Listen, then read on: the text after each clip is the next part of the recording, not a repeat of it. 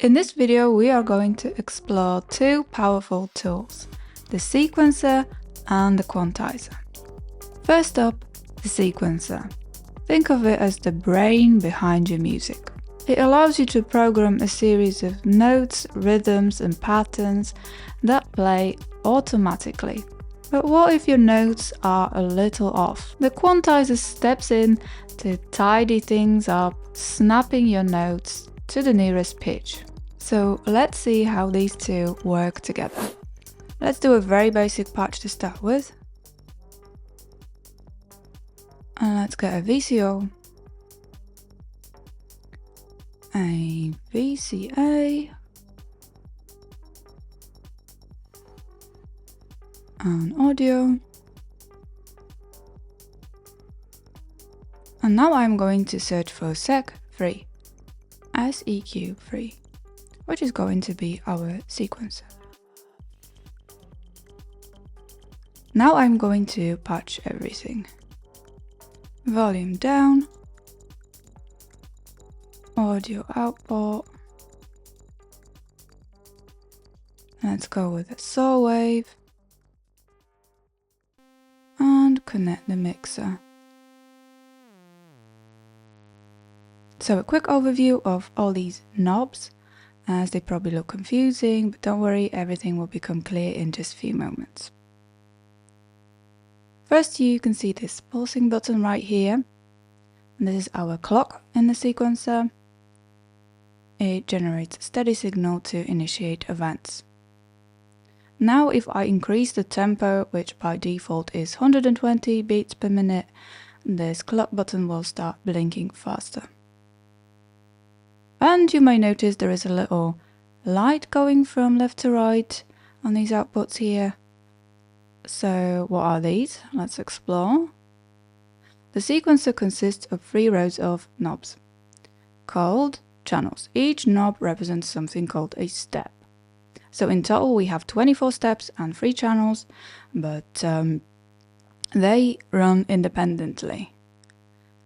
So this row here runs independently of this one, and then the middle one runs independently of the bottom one.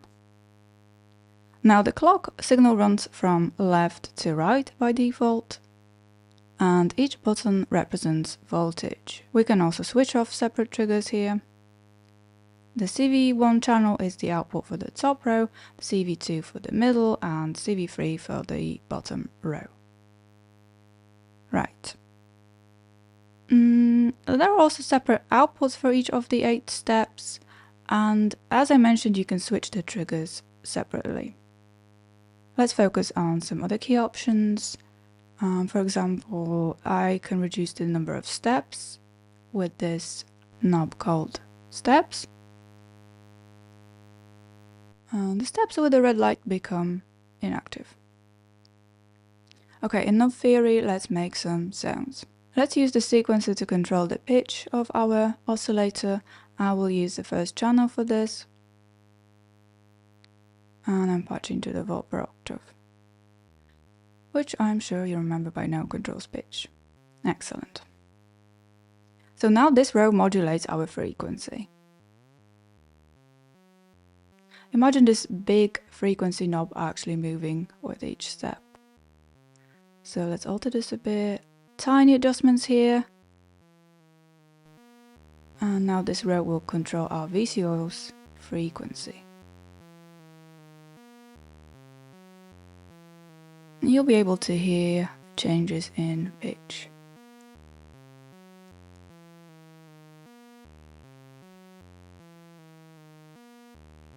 Okay, good, but this sounds quite awful. Out of tune, obviously. And this is because the sequencer does not quantize voltage to match it to a specific frequency. And that will give us a defined pitch, right? And what does this mean? Okay, for this we're going to use something called a quantizer. I'm actually typing a quantizer. This module is called QNT. So first I'm going to run the volt per octave here. To the quantizer, and then from the quantizer to the VCO. So between the sequencer and the VCO, we are putting the quantizer. Now I'm going to right click on this quantizer and choose a major or minor scale. It doesn't really matter in this case, as long as it's a scale. So each sound now corresponds to a specific pitch, because it's quantized. So it's no longer a random pitch. I can disable specific keys here, or I'll just go with another scale, or randomize it. I can also add a second VCO and run the second row there, so second channel. Let's have a look. For now, like this. Let's do this with a square wave. We will hear a steady sound because we haven't touched the second row on the sec 3.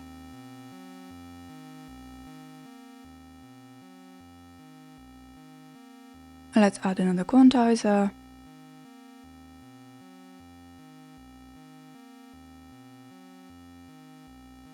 Let's patch this, and now the second row will control the voltage of this second oscillator.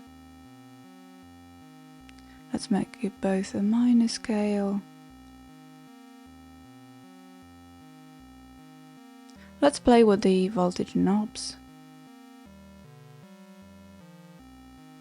The range is very broad here, so small adjustments, like so.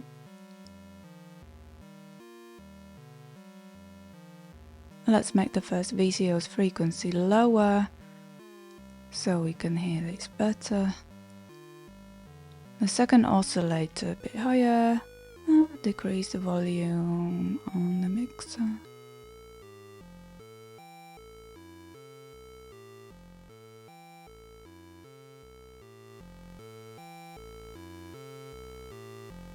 Okay, let's actually add some reverb, as this is driving me crazy.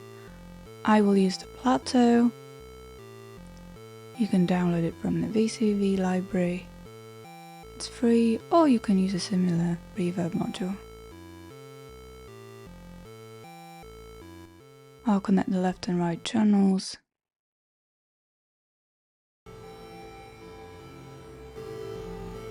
And I'll quickly adjust the dampness of this signal so it's not too overpowering.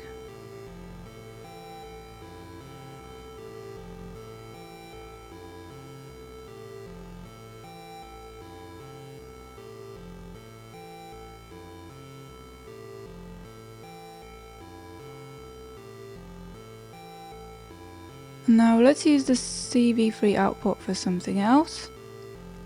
It doesn't have to be the oscillator's frequency. Let's add a filter for the second VCO,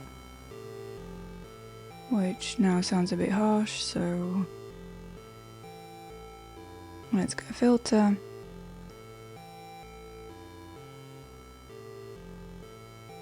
And let's connect this. So it goes through the filter.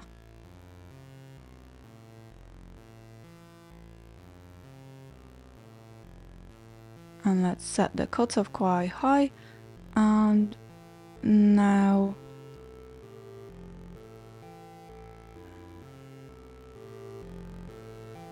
okay.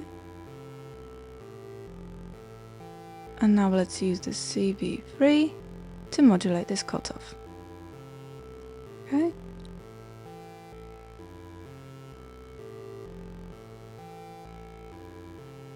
And with the low pass filter selected, we are letting everything below the cutoff point to pass through.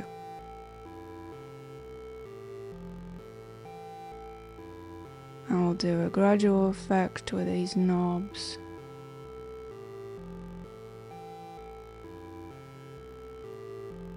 Like so.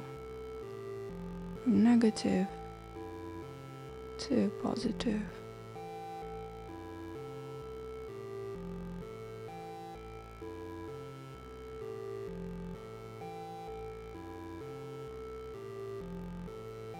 something like this. I will allow the signal by opening the attenuator,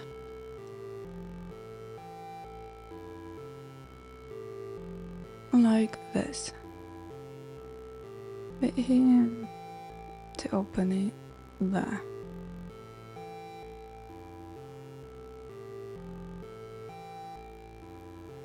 Right. I will decrease the volume on the first channel so you can hear the filter, how it changes the sound, how it's becoming brighter by the end of the sequence.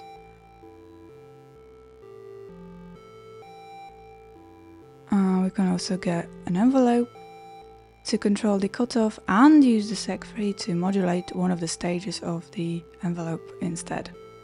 So let's see how this would work. Let's get the ADSR.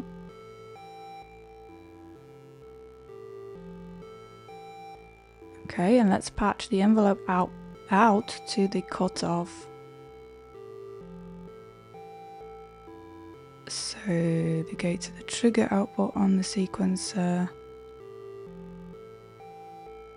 so it knows when to activate itself. Right. And now the CV3 to modulate the, let's say, release. And I'm going to open this attenuator for the release. Now we actually need a gate and not a trigger, which is set by default on the sequencer. And as you remember, trigger is just a quick pulse, and this quick pulse dies out. It just comes on and disappears quickly. So in order to turn this trigger button into a gate, which will give us a longer signal, we need to right click and select this clock pass through option right here. So now instead of the trigger, this output gives us a gate signal. You can see, selected. Now we can modulate any parameter we like with the CV3. I'm going to reduce the attack, slightly higher decay, higher sustain, release like the decay. I'm going to slow down the clock with the tempo button on the sequencer, like so. And now I can patch it to the attack, for example. Let's see how this alters the attack time.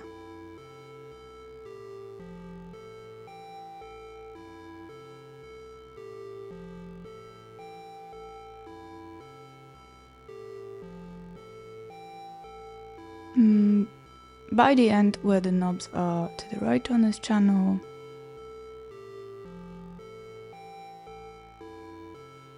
I can play with these knobs. I can do the opposite. So positive voltage to negative voltage on this sequencer, channel 3, like this. Whatever you like, just experiment.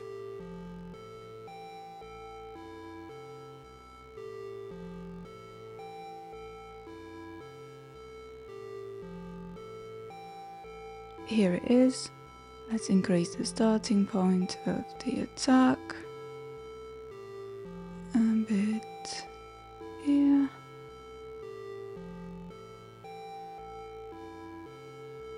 Great, so this is your first sequenced patch. As usual, try to build this or a similar patch using a sequencer from scratch. You can also add another sequencer, more oscillators, an LFO, and so on.